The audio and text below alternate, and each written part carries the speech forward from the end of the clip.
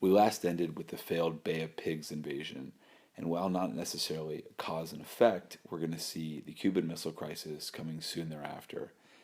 And it all started when an American plane, a spy plane, saw that it looked like missiles were being built in Cuba that, again, 90 miles away, could be easily used against the United States by the Soviet Union. JFK was faced with a difficult choice. Does he tell the Soviet Union what he knows? Does he create a blockade, which is technically an act of war? And he settled upon this idea of a quarantine, which in many ways was a blockade. It essentially said, if the Soviets bring more missiles to Cuba, then potentially we could have a war. Now, at the end of the day, after 13 days, ultimately the Soviet Union does not cross that line. And so this missile crisis is averted. Now, what happens is that the Cubans remove these offensive missiles from Cuba, and we agree to take our missiles out of Turkey. So technically, both leaders sort of didn't lose face, and they could say, we won in a way. We were able to get the other side to remove their missiles. Khrushchev wasn't so lucky because he was ultimately replaced. But many people saw this as, oh my God, like this almost happened. This mutually assured destruction that Eisenhower had sort of argued was positive. Kennedy and the Soviet Union said, no, maybe we actually need to reduce tensions overall. So in essence, this actually reverted back to what Truman had argued for with containment.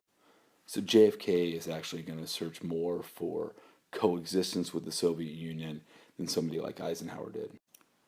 Now we're going to be switching gears from looking at Truman in terms of Western Europe, and then also in China with Korea, moving into Eisenhower with Iran and Guatemala, and then sort of from Eisenhower to Kennedy with Cuba, both in terms of the Bay of Pigs and then Cuban Missile Crisis. And we're going to actually look at what's happening at home. So in any quote-unquote war, and well, obviously this is not a traditional war, we want to look at what's going on the home front. And so we're going to go back to something we didn't really talk that much about, which is the HUAC, or House Un-American Activities Committee, which looked at trying to root out communism in the United States. And one of the more famous episodes where they accused Hollywood directors and producers and actors of being communists, and they actually created what's known as the Hollywood 10, people that were actually blackballed, sort of seen as persona non grata, and said can't be hired by anyone else because they were suspected communists. As we discussed in class, Truman actually passed through an executive order, a loyalty program for federal employees. At the end of the day, there didn't turn up much in terms of disloyalty, but it was an effort by the federal government to really say, we are concerned about communist influence in the United States.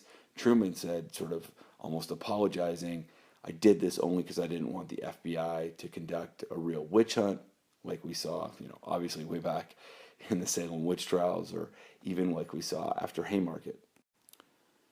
After China fell, Senator Joseph McCarthy of Wisconsin said, listen, the reason it fell is because the State Department was quote-unquote wormy with communists.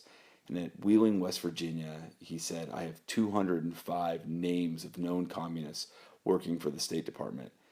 Now, he was never able to prove that with any evidence. Truman essentially just sort of said, I'm not even going to deal with this guy. He's a kook. And then when Eisenhower came into office, he's like, I'm not going to get down in the dirt with this guy. I don't actually want to harm my own reputation. In doing so, both Truman and Eisenhower allowed a guy like this, whose method sort of gave rise to this idea of McCarthyism, sort of gave him free rein to go after whoever he wanted. So even after he went after the State Department, he then went after George Marshall, famous general from World War II, and also the guy that gave us the Marshall Plan. And then in 1954, he actually accused the Army on national TV and hearings that were shown to America every night. The Army was soft on communism because there were communists in there. This caused him to implode, and he died soon thereafter, terribly discredited. But this idea of a Red Scare and this idea that a man like McCarthy could run amok really exemplifies the fact that Americans at home were very concerned about communist influence. Now, while McCarthy was really speaking to the weakness of the United States in terms of letting China fall, if you also think about this concern in the United States about the Soviets, quote unquote, having caught up in terms of atomic weaponry, the search was, how did the Soviets get there so fast? Because again, it wasn't necessarily surprising that they had a bomb, but surprising they got there so fast. So at home, there was an effort to sort of root out those people who would have helped the Soviets, and really seized upon a married couple, Julius and Ethel Rosenberg, American citizens who, through her brother, likely passed, well, they were convicted of passing secrets from the Manhattan Project in New Mexico to the Soviets. And that is one reason why the Soviets were able to catch up. And in fact, this husband and wife team were convicted and sentenced to death, even with two small children. First and only Cold War era spies that were to be executed during quote unquote peacetime. And again, many people felt like this is what you get for betraying your country, while others said perhaps we've gone too far with executing a couple with two young children. Now, throughout this era, in terms of the Red Scare, there weren't just people trying to root out communists. There was this real fear that what would happen if there was some sort of like nuclear apocalypse. And as we saw in class, there were, educational videos that seemed so naive and quaint today, like Bert the Turtle, and even like what to do under your desk if in fact there was sort of atomic attack. And we now know that, of course, a desk wouldn't protect you, and even a bunker, as many people across America were building, they weren't necessarily going to protect you. But it was this idea of assurance that you could be safe from an attack, when in reality that wasn't going to be the case. And certainly that's one reason why the Cuban Missile Crisis was so tough for everyone to handle, because 90 miles away, these missiles could be launched towards the United States. Now, in terms of being concerned about the Soviets, quote unquote, catching up, first we saw, again, in 1949, they had an atomic bomb. But then in 1957, they launched a very small satellite named Sputnik into space. And well, at the end of the day, this is not necessarily something that can give the Soviets an advantage militarily. Many Americans looked at this as if somehow the Soviets had beat the best of the best, the American scientists, in terms of putting something into space. Now, soon thereafter, the United States is going to launch their own satellite, even after the Soviets had launched Sputnik 2, sending a dog into space. But the reaction by the United States is something of like, we have to catch up. So you're going to see NASA being created, which John F. Kennedy will later sort of use as his quote unquote moonshot to be the first to put a man on the moon, which also will have nothing to do with winning the Cold War. You're also going to see the National Defense Education Act, or the NDEA, which is going to be essentially admitting, like, because the Soviets got ahead, we need to focus on science and math and even foreign language. And soon thereafter, they're actually going to create the AP program as a sign of really catching up. Now, while not explicitly part of the Cold War, you're going to see Eisenhower pass the National Interstate Highway Act.